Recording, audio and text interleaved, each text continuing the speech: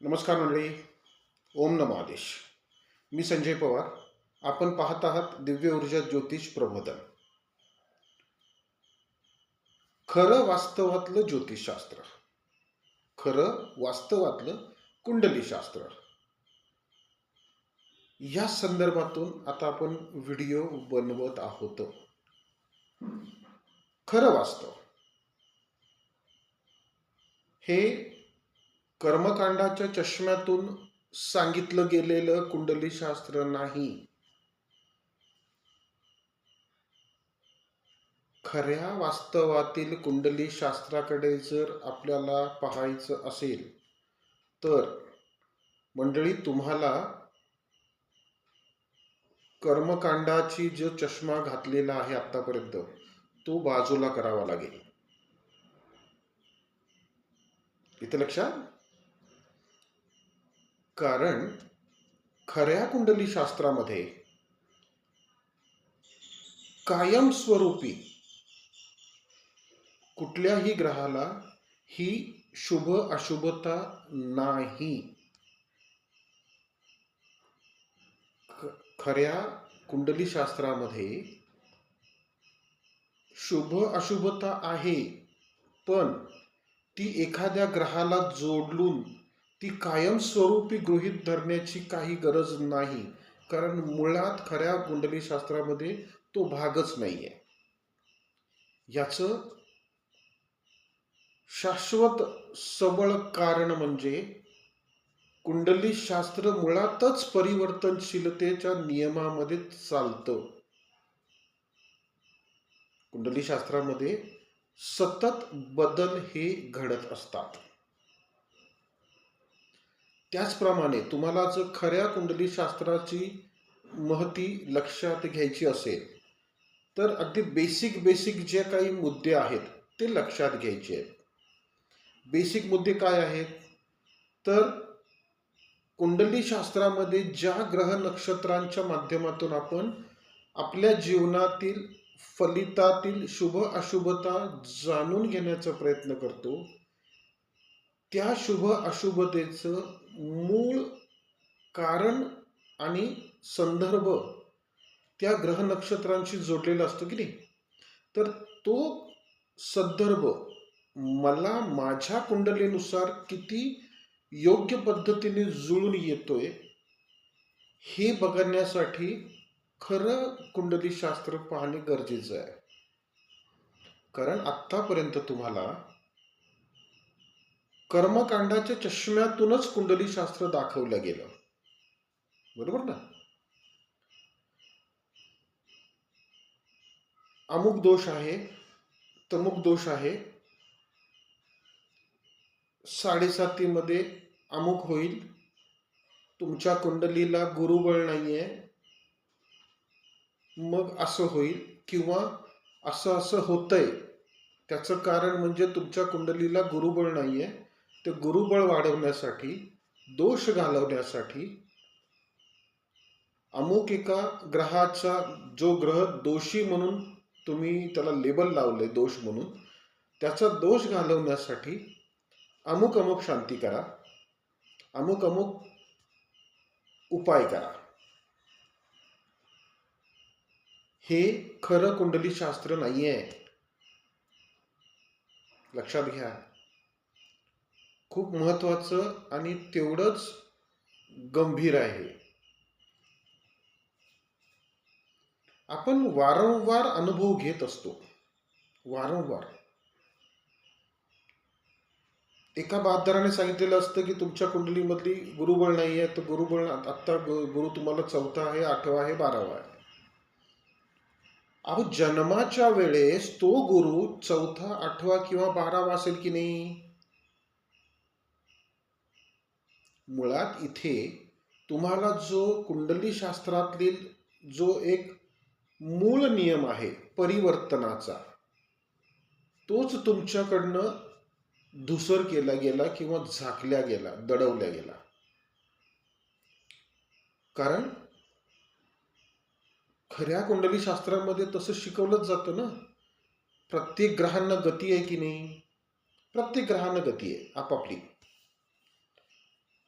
म्हणजे चंद्राला 2.5 दिवस.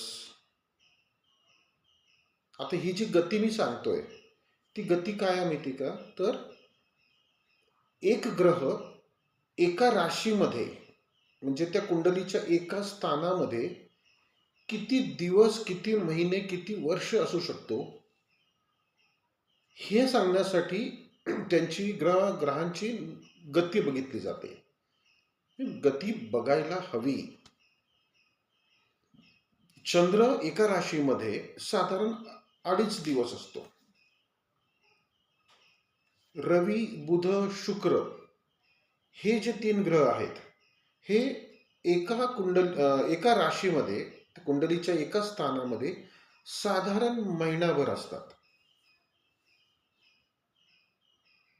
मंगळ हा साधारण 54 दिवस म्हणजे साधारण 2 पावणे 2 महिने असतो. गुरु म्हणाल तर तो 13 महिने असतो एका राशीमध्ये, कारण त्याची गतीच तशी आहे. मग जन्माच्या वेळेस गुरु जर कुंडलीच्या 4थ्या किंवा 8व्या भागात आला असेल, म्हणजे 8व्या स्थानामध्ये, अष्टम स्थान म्हणतो आपण त्याला, किंवा 12व्या स्थानामध्ये आला असेल, तर तो कायमस्वरूपी तिथंच गृहीत धरायचा आहे का? नाही ना. कुंडलीशास्त्र खरं वास्तवातलं कुंडलीशास्त्र काय सांगतं की तो गुरु जन्माच्या वेळेस त्या अष्टम स्थानामध्ये होता ना, किंवा व्यय स्थानामध्ये 12व्या स्थानामध्ये होता. पण मुळात तो तिथे जो आला तो कधी आला? मुद्दा लक्षात घ्या. जन्माच्या वेळेस तो गुरु त्या राशीमध्ये कधी आला होता? तुमचा जन्म झाला त्यासोबतच तो गुरु तिथे आला होता का? आला असेल तर तो 13 महिने तिथेच असणार आहे. जर तुमच्या जन्माच्या वेळेस तो गुरु 12 महिने आणि 20 दिवस संपवून तो तिथे आला असेल, म्हणजे तिथे त्या राशीमध्ये त्याचे 12 महिने आणि 20 दिवस संपले असतील, तर तुमच्या जन्माच्या फक्त पुढे 10 दिवसच तो गुरु तिथे होता की नाही? म्हणजे तुमचा जन्म झाल्यानंतर 10 दिवसानंतर तो गुरु पुढच्या राशीमध्ये निघून गेला. मग इथे गुरु 4-8-12 मध्ये असल्यानंतर अशुभ फलित देतो, त्याची शांती करायची असते, हे लागू होतं का? नाही ना. हे आहे खरं वास्तवातील ज्योतिकुंडलीशास्त्र. इथेच आपल्याला काय समजून सांगितलं जातं, काय आपल्या डोक्यामध्ये भरलं जातं? गुरु 4-8-12 आहे म्हणून तुमची कामं होत नाहीत. गुरु 4-8-12 आहे म्हणून लग्नामध्ये अडचणी येत आहेत. इथे लक्षात. हे सगळं कर्मकांडाच्या चष्म्यातून आपल्या समोर सादर केलेलं कुंडलीशास्त्र आहे. ते वास्तवातलं खरं कुंडलीशास्त्र नाहीये.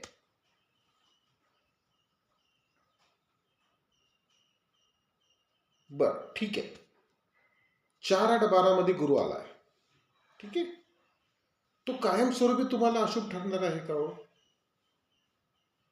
त्या स्थानामध्ये तो गुरु आलेला आहे याचा अर्थ काय लागतो?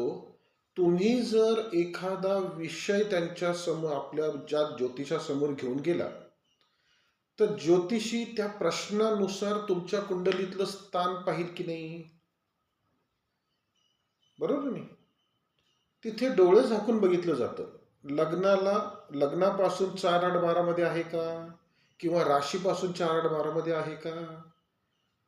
कुठून तरी तुम्हाला त्या गुरुला 4-8-12 मध्ये पकडून त्याची शांती तुमच्या डोक्यात थोपवायची असते. बरं, तो गुरु किती अंशावर आहे जन्माच्या वेळेस?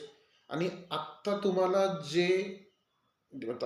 तुम्हाला जो प्रश्न निर्माण झालाय त्याचा संबंध गुरुशी रिलेटेड आहे का, गुरुशी संबंधित आहे का?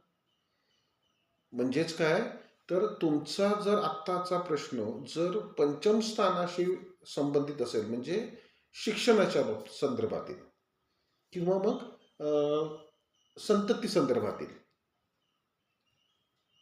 तर त्या पंचम स्थानामध्ये जी राशी असेल ती राशी जर धनु किंवा मीन असेल, तरच तो पंचमाचा प्रश्न गुरुला संदर्भित होतो की नाही, गुरुशी संबंधित येतो. तरच त्या गुरुला तुम्हाला पाहावं लागतं. ते पाहताना देखील गुरु सध्याच्या, म्हणजे तुम्ही जो प्रश्न उपस्थित केला तो कालावधी, त्या कालावधीमध्ये, त्या वर्तमानामध्ये तो गुरु सध्याच्या त्याच्या गोचर स्थितीमधून कुठल्या राशीतून चाललाय, म्हणजेच तुमच्या कुंडलीच्या कुठल्या भागातून चाललेला आहे, हे बघणं गरजेचं आहे की नाही. का आपण जन्माच्या वेळेस तो गुरु 4थ्या, 8व्या किंवा 12 स्थानामध्ये असेल, 6 म्हणजे 4, 6, 8, 12, त्यात पुन्हा गुरुच्या संदर्भातून एक डोक्यामध्ये विष कालवलं गेलेलं आहे की गुरु स्थानहानी करतो आणि त्याची दृष्टी मात्र शुभ ठरतात. स्थानहानी करतो म्हणजे नक्की काय करतो? गुरु त्या भागामध्ये आल्यानंतर, त्या स्थानामध्ये आल्यानंतर तो किंवा त्याची गोचर स्थिती नेमकी काय आहे ती पाहायला नको का? आणि तो गुरु जर मला शुभ ठरत असेल, कारण मूळ शुभता आणि अशुभता, म्हणजे फलितातली शुभता आणि अशुभता ही इन जनरल नाही आहे. म्हणजे सर्वांना सामायिक एकाच पद्धतीने, एकाच म्हणजे प्रकारे कायमस्वरूपी नाही आहे. मुद्दा लक्षात येतोय? तुमच्या कुंडलीची शुभ अशुभता ही तुमच्या जन्म नक्षत्र गोचरीने तुम्हाला मार्गदर्शित केलेली असते किंवा मार्गदर्शित करत असते. जन्म नक्षत्र गोचर हेच तुमच्या कुंडलीचं शिल्पकार आहे. 6-8-12 मध्ये गुरु आल्यानंतर, 4-6-8-12 मध्ये गुरु आल्यानंतर तो तुम्हाला अशुभ कसा ठरेल याचं गणित तुमच्या समोर मांडताना दिसतात का लोक? नाही. फक्त सांगितलेलं आहे, अमक्या अमक्या लेखकाने अमक्या अमक्या ग्रंथामध्ये लिहून दिलेलं आहे की गुरुबळ नाहीये, गुरु अमक्या अमक्या स्थानामध्ये असल्यानंतर तो अशुभ आहे, त्याची शांती करायची असते. गुरुग्रहाची शांती करणारे म्हणजे त्या वैश्विक ऊर्जेला सरळ करणारे, शुद्ध करणारे हे कोण? येते लक्षात? त्या वैश्विक शक्तीला, म्हणजे अनाकलनीय शक्तीला तुम्ही व्यसन घालायला चाललेला आहात. इथे मुद्दा लक्षात. खऱ्या कुंडली शास्त्रामध्ये हे प्रकार नाही आहे आणि हेच वास्तव तुम्हाला त्या वास्तवापासून दूर करण्याचं काम ह्या कर्मकांडातल्या चष्म्यातून साधल्या गेलेलं आहे. मुद्दा लक्षात येतोय ना? तर असं काही असेल तर तुमची सदविवेक बुद्धी जागृत करा आणि डोळसपणे सगळ्या गोष्टीकडे पहा. खऱ्या कुंडली शास्त्राचं जे कार्यप्रणाली आहे, खऱ्या कुंडली शास्त्राची, म्हणजे कुंडली शास्त्रामधील जी ग्रह नक्षत्रांची जी भ्रमण गती आहे, गोचर गती आहे, गोचर स्थिती आहे, ह्याचं कुठेतरी आपल्या जन्म नक्षत्र गोचरीशी सांगड जुळवून बघा ना. आता एक साधं उदाहरण घ्यायचं म्हटल्यानंतर, आता गुरु कर्केला आहे, बरोबर ना, उच्चीचा आहे, मग तो सगळ्यांनाच म्हणजे उच्चची फळं देईल का? त्यातल्या त्यात पुन्हा तो तो म्हणजे आपण जे कर्मकांडाच्या हिशोबाने गुरु हा शुभ ग्रह आहे. हं? आणि तो कोणाच्या नक्षत्रात आहे सध्या? तर स्वतःच्याच पुनर्वसू नक्षत्रात आहे. कुठल्या चरणामध्ये आहे पुनर्वसूच्या? तर चंद्राच्या चरणात आहे. कुठल्या राशीमध्ये आहे? तर त्याची उच्चीची रास कर्क राशी आहे. बरोबर ना? मग असं असताना हा गुरु सगळ्यांना शुभ फलित देईल की नाही? कारण गुरु शुभ, चंद्र शुभ, 100% शुभता आहे ना गुरुसोबत. मग असा गुरु स्थानहानी कशी करेल हो?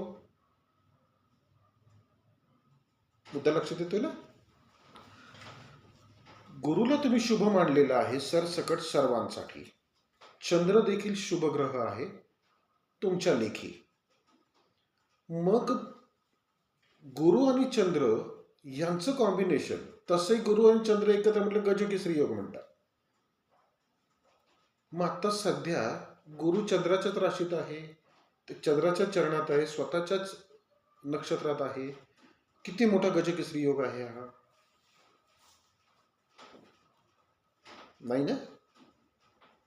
तशी फलित सगळ्यांना सरसकट मिळतात का हो? जर तुम्ही गुरुला चंद्राला सगळ्यांसाठी सरसकट शुभ ठरवताय, तर मग सध्याची गुरुची पोझिशन कर्क राशीतून सरसकट सगळ्यांना ती फलित शुभ मिळाली पाहिजेत की नाही? चला आणखीन पुढे जाऊन विचार करू. मेष लग्नाला सुखस्थान चतुर्थ स्थानातील विषय तरी गुरुने सगळे ओके केले पाहिजे ना? पुन्हा त्याच गुरुच्या दृष्टी कुठे आहेत? तर अष्टम स्थान, दशम स्थान आणि व्ययस्थानावर. मग हा 100% शुभ ठरणारा गुरु अष्टम स्थानाच्या, दशम स्थानाच्या आणि व्ययस्थानाचे सगळे विषय 100 शुभ म्हणजे शुभत्वाने दाखवले पाहिजे की त्याने. लग्न कुठलंही घ्या, फक्त तुमच्या कुंडलीतलं स्थान बदलेल, विषय बदलतील, पण त्याची 100% शुभता तुम्हाला प्रत्येकाला जाणवली पाहिजे की नाही? जाणवते का ती? नाही ना? कारण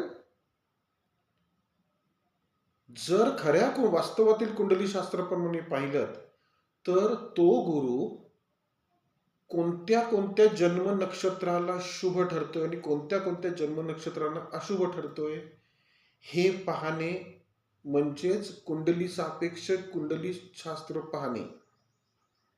कुंडली सापेक्ष कुंडली शास्त्र पाहणे. थोडंसं विस्कटून सांगतो. कुंडली सापेक्ष म्हणजे प्रत्येक स्वतंत्र कुंडलीनुसार त्या कुंडलीला लाभलेलं जन्म नक्षत्र गोचरीनुसार आपलं वास्तवातील कुंडलीशास्त्र पाहणे. म्हणजे वास्तवाला त्या खऱ्या कुंडलीशास्त्राच्या दृष्टीने पाहणे. उदाहरण घ्यायचं म्हटलं तर समजा केतूच्या जन्म नक्षत्रांना गुरु हा वधकारक ठरतो. आणखीन एक तुम्हाला गंमत सांगतो यातली. राहूची जी नक्षत्र आहेत, राहूची जी जन्म नक्षत्र आहेत, आद्रा, स्वाती आणि शततारका, ही जन्म नक्षत्र ज्यांची आहेत त्यांना गुरु ग्रह हा संपन्नताकारक आहे. म्हणजे गुरु ग्रहाची जी नक्षत्र आहेत त्या नक्षत्रांमुळे यांना संपन्नता संपत्तीकारक योग त्यांच्या आयुष्यात घडत असतात. तेच मंगळाच्या नक्षत्रांना गुरु हा अशुभ ठरतो, केतूच्या नक्षत्राला गुरु हा वधकारी ठरतो, मंगळाच्या जन्म नक्षत्राला गुरु हा विपत्तकारी ठरतो. मुद्दा लक्षात येतोय? त्या जन्म नक्षत्र ज्यांची आहेत, ज्यांची जी जन्म नक्षत्र आहेत त्यांना त्यांच्या जन्म नक्षत्र गोचरीनुसार गुरु कसा ठरतो हे प्रामुख्याने खऱ्या कुंडली शास्त्रामध्ये पाहिलं जातं. आणि तुम्हाला तो गुरु कसा फलितकारक ठरतोय हे ठरवून त्या अनुषंगाने तुम्हाला ते समुपदेशन केलं जातं किंवा तुम्हाला त्या गुरुची स्थिती सांगितली जाते. जसं आत्ताचा गुरु गुरुचं नक्षत्र पुनर्वसू, त्याचं चरण स्वामी चंद्र आणि राशी स्वामी चंद्र. म्हणजे गुरु आणि चंद्र ही दोन ग्रह इथे 50-50% त्यांची ऊर्जा फलित करतायत की नाही. जर मला गुरु वधकारक ठरत असेल पण चंद्र क्षेमकारी असेल, शुभ असेल, तर मला आत्ताच्या गुरुची फलित ही 50% शुभ आणि 50% अशुभ मिळणारच आहेत की नाही. बरं, ती फलित कधीपर्यंत मिळणार आहेत? जोपर्यंत हा गुरु त्या पुनर्वसू नक्षत्राच्या 4थ्या चरणात आहे तोपर्यंत. जसं त्याचं चरण बदलेल, म्हणजे गुरु वक्री असेल तर मागे येईल, मार्गी असेल तर तो पुढे जाईल. त्या अनुषंगाने त्या नक्षत्राचं ते चरण ज्या राशीमध्ये जातं त्यानुसार तुमच्या कुंडलीच्या त्या स्थानामध्ये तो गुरु दिसेल की नाही. सध्या कधी? डिसेंबर नंतर, डिसेंबर 2025 नंतर, म्हणजे 5 डिसेंबर 2025 नंतर. इथे लक्षात. त्याच्यानंतर गुरुची गोचर बदलली की नाही. गोचर बदलली की त्या त्या ग्रहांची संयोग बदललं ना. ग्रहांची बदल झाला म्हटल्यानंतर त्यांच्या परिणामात देखील बदल झाला. मग कसा काय गुरु तुम्हाला कायमस्वरूपी अशुभ ठरतो? कसा काय तो गुरु म्हणजे त्या कुंडलीला बलहीन ठरतो? कसा काय तो गुरु त्या कुंडलीला म्हणजे गुरुबळ लाभत नाही? तेही कायमस्वरूपी. तुमच्या कुंडलीला अक्षरशः लग्न करताना गुरु 8वा आहे म्हणून आत्ता लग्न होऊ शकत नाही. गुरु 8वा आहे म्हणून लग्न होऊ शकत नाही. तुम्हाला जी कार्य करायची ती 9वा झाल्यानंतर करा. गुरु 9वा झाला त्यानंतर करा. अहो, त्याला चालून आलेली संधी किंवा त्याला चालून आलेलं चांगलं स्थळ केवळ ह्या मूर्खपणामुळे वाया जातं ना. त्याला आणखीन डायलॉग काय चिटकवला जातो की तुमच्या नशिबातच नव्हतं ते. तुमच्या मूर्खपणामुळे त्याचं नशीब तुम्ही खराब केलं. त्याचं काय? गुरु 8वा आहे, तो 9वा झाल्यानंतर तुम्ही लग्न करा. अरे 8वा आहे बरोबर आहे, त्यात अजून एक म्हणजे एक मार्ग, सोपा मार्ग दिलेला आहे. जन्माच्या वेळेस गुरु किती अंशावर होता? किमान ते अंश तरी सध्याच्या गुरुचे बघता येतील की नाही तुम्हाला. म्हणजे उदाहरण घ्यायचं म्हटलं तर फक्त उदाहरण म्हणून, जर जन्माच्या वेळेस गुरु जर 5 अंशावर असेल आणि आत्ताचा गुरु 6 अंशावर असेल तर तसंही तो त्यांना गुरु 9वा ठरला की नाही. मग हातात आलेलं स्थळ किंवा चांगलं स्थळ का घालवायचं हातातून? मुद्दा लक्षात येतोय? किंवा असंही धरून झालं की 2 महिन्यानंतर गुरु 9वा होतोय, म्हणजे त्याचे अंश बदलत आहेत. आणि अजूनही जरा सूक्ष्मात जाऊन बघायचं म्हटलं तर गुरुची म्हणजे फलितांश दिलेले आहेत. काय? 15, 14, 15, 14 ते 16 अंशावर गुरु त्याची पूर्ण फलित देतो.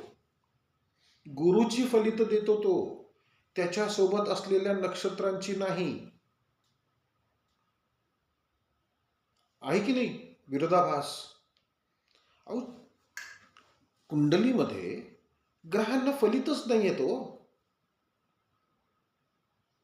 कुंडली शास्त्रामध्ये फलितार्थ हा नक्षत्राधीन आहे, नक्षत्राला जोडलेला आहे. गुरु किंवा कुठलाही ग्रह हा फलिताचा वाहक आहे. मुद्दा लक्षात येतोय ना. म्हणजे ह्या खऱ्या वास्तवातल्या कुंडली शास्त्रामध्ये ह्या म्हणजे कर्मकांडाच्या दृष्टीने किती गोंधळ घालून ठेवलेला आहे. लक्षात येतोय? मुद्दा आवडला तर व्हिडिओ लाईक करा आणि जास्तीत जास्त शेअर करा. ही सगळी खऱ्या कुंडलीशास्त्राची महती किंवा माहिती ही लोकांना, खरं कुंडलीशास्त्र जास्तीत जास्त लोकांना कळू द्या. अहो, अनेक लग्न जुळतील हो. अनेक शुभ कार्य त्यावेळेस म्हणजे संधीच्या वेळेस जे आलेल्या संधीच्या वेळेत चांगल्या शुभ वेळेतच पार पडतील. मुद्दा लक्षात घ्या. याचे किती गांभीर्याने म्हणजे किती गंभीर मुद्दे आहेत ते लक्षात घ्या. किती किती चांगल्या मुद्द्यांची चांगल्या संध्यांची वाट लावलेली आहे हे लक्षात येईल तुमच्या. आणि खरं कुंडलीशास्त्र जगायला शिका. विषय आवडला असेल तर व्हिडिओला लाईक करा, आपले चॅनल सबस्क्राईब करा आणि जास्तीत जास्त हा व्हिडिओ शेअर करा. पुन्हा असाच विषय घेऊन पुढच्या व्हिडिओमध्ये भेटू. तोपर्यंत ओम नमो आदेश. शुभम भवतु.